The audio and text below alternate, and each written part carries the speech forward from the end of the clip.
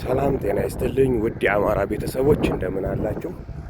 ዛሬ ሰኔ 4 ቀን 2018 ዓመተ ምህረት በአማራ ፋኖ ብሔራዊ ንቅናቄ ሸዋ ጠቅላይ ግዛት አሳምነው እዝ አጼ ዘርዓ ያዕቆብ አንደኛ ኮር በአጼ ይኩኖ አምላክ ክፍለ ጦር ስር በምትገኘው በማጀቴና አካባቢዋ ያለውን የቆላ እርሻ በአጼ ይኩኖ አምላክ ክፍለ ጦር አማካኝነት ወሰን ድረስ ወርዶ እንዲታረስ እየተደረገ ይገኛል።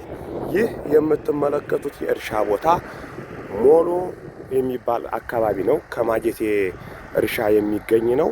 ይህ አካባቢ ከታች የኦሮሞ ብሔረሰብ ያለበት ከባድ አስቸጋሪ ቦታ ነው። ለብዙ ዓመታት ሳይታረስና ለእርሻ ሳይገለገሉበት ቆይተዋል። ገበሬዎች ብዙ ጊዜ ጉሮሯቸውን በምንም አይነት መልኩ ሳይደፍኑና ለጊዜው የሚበሉት የሚጠጡት ተቸግረውበት ይህን የመሰለ መሬት አድሮባቸው ነበር። ነገር ግን በአሁን ሰዓት በአጼ ይኩኖ አምላክ ክፍለ ጦር አማካኝነት ጦር ከፊት በመቅደምና ጥበቃ በማድረግ እርሻ እንዲታረስ አድርገዋል ማለት ነው። ከታች የጨፋ ሮቢትና ጭሬ የሚባል አካባቢ ሲሆን አብዛኛውን ሸኔ እና የአገዛዙ ተላላኪ የመንደር ምኒሻ ነው እየመጣ እርሻ አታርሱም እያለ ሲያስቸግር የኖረበት ቦታ ነው። ይህ የመሰለ መሬት እንግዲህ ለቢያንስ ከ4 ዓመት በላይ ሳይታረስና አገልግሎት ሳይሰጥ ቆይቷል። ነገር ግን ዛሬ በሰኔ 4 በምታዩት መልኩ የትራክተር መኪና በመግባት እርሻውን እንዲያርስ በማድረግ ለነሱም የህይወት ዋስትና ጦሩ ከፊት በመቅደምና ጥበቃ በማድረግ እየሰሩ ይገኛሉ ማለት ነው። ይህ የምትመለከቱት መሬት ደግሞ ያው እንግዲህ ለብዙ ዓመታት ማደሩን እለው ላይ ያለው ቢጫ የተለያየ አረማሞ በቅሎበት ይገኛል ማለት ነው።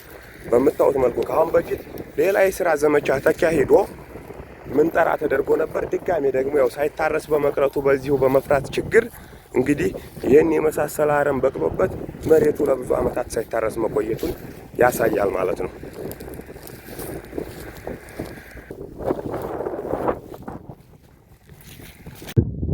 ይህ የምትመለከቱት ደግሞ ገበሬው በግማሽ ድፍረት እንደውና ለአደጋ ጥሎ ያረሰው እንትን ያለው አርሶ ዘርቶ ለመብል ያበቃውን የማሾ እህልና ገለባዎችን እየወቃ ባለበት ሰዓት ላይ ተኩስ በመክፈት ያንንም እንዳይሰበስብና የቋጠረውንም ነገር በዚህ መልኩ በምትመለከቱ በሳንጃ በመቀዳደድ ማዳበሪያውንም እንዳይገለገልበት እቃውንም እንትን እንዳይልበት ከባድ ማስጠንቀቂያ አይነት ጥሎበት ይገኛል።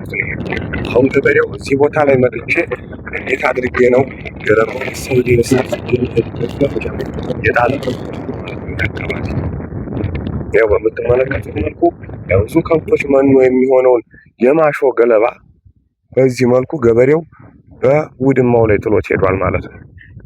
ያው እንደምትመለከቱት አሁን የሁሉም በዚህ ውድማው ላይ ያለው የማሾ ገለባ ነው። እንግዲህ ይሄ ካደረው መሬት ጎን ያለው ውድማ ነው። እንግዲህ እዚህ ጋር መጥቶ ገበሬው በድፍረት አርሶ ያሰናደውን የደረሰ ሰብልና ያሰናድራል እና ደግሞ ይሄ የተዘራ ያው እንግዲህ አሁን በጥበቃው አማካኝነት ቀን እየተጠበቀ ባለው አማካኝነት የተዘራ እየበቀለ ያለ አዲስ መሬትና አዲስ ሰብል ያገዳል። ያው ይሄ አዲስ የተዘራው ያገዳል ሰብል ነው።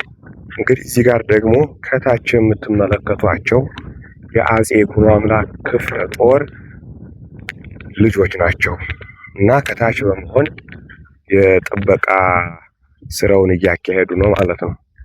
ያው በምትመለከቱት መልኩ ከታች ቦታው አመቺ አይደለም፣ ገላጣ ነው። ለጠላት በጣም ሰፊ ክፍተት ያለው እንትን ነው። ብዙ ገበሬ እየተመታ እየሞተበት ያለው አካባቢ ነው። በዚህ መልኩ ጥበቃ እየተደረገላቸው ዛሬ ላይ እርሻቸው በሰላም እየታረሰ ይገኛል ማለት ነው። ከዚህ በታች በምትመለከቱት ሙጅብ ላይ እንደዚሁ ልጆች ጥበቃዎች ተቀምጠዋል። ምክንያቱም ያው በዙሪያው ስለሚመጡ ከወዲያም ከወዲህም በየቦታው አሰፋፈራቸው ምቹ ስላልሆነ እንግዲህ እዚያ ርቀት ላይ በሚታየው ውጅብ ላይም የዚሁ የአጼ ይኩኖ አምላክ ክፍለ ጦር የሆኑ ልጆች እዚያው ቦታ ላይ ጥበቃ እያደረጉ ይገኛሉ እና በምትመለከቱት መልኩ ጥበቃ እየተደረገላቸው ነው። ከዚሁ በታች ደግሞ የምትመለከቱት መሬት እንደዚሁ የደረሰ የሚጥሚጣ ሰብል ሳይለቀም ቀርቶ በፍራቻ ምክንያት ጥሎት ወጥቶ ገበሬው በምታዩት መልኩ ደርቆና ቀልጦ ይታያል ማለት ነው። ይህ ነው እንግዲህ የተላላኪ የሆኑ ምንሻዎችና በዚሁ አካባቢ በኦሮሚያ ስም ተደራጅቶ የተቀመጠ ሸኔ ነው እንግዲህ የሚያርሰውን የአማራን ገበሬ አላሰራም በማለት የሚያደናቅፍ ማለት ነው። ያው በምታዩት መልኩ እንግዲህ የሚጥሚጣ ምንም አይነት አገልግሎት ሳይሰጥ ገበሬው አንድ ጊዜም ሳይለቅም ደርቆና የትም በስብሶ እንዲቀር ነው የተደረገው።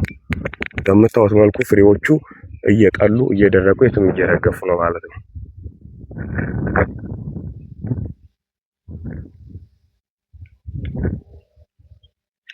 እና በማጀቴ አካባቢ ያለው የገበሬ አደጋና ስጋት እስከዚህ ነው።